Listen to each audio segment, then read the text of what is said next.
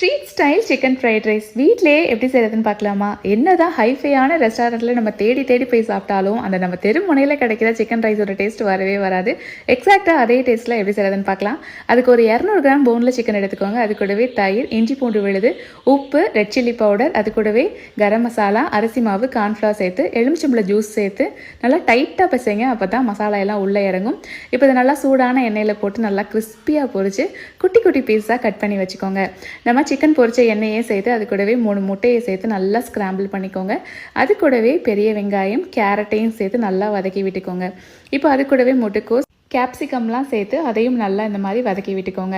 இப்போ நம்ம வெட்டி வச்ச சிக்கன் பீஸஸ் சேர்த்து அது கூடவே உப்பு, red chilli powder, garam masala, இஞ்சி பூண்டு பேஸ்ட் சேர்த்து ஒரு 2 நிமிஷம் நல்லா வதக்குங்க. ரொம்ப வதங்க வேண்டாம், லைட்டாக வதங்கினா போதும்.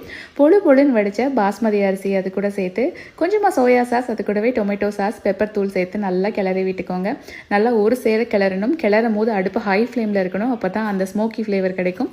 அவ்வளோதான், ஒரு டேஸ்டியான street style chicken fried rice ready. கண்டிப்பாக நீங்களும் ட்ரை பண்ணி பாருங்கள்.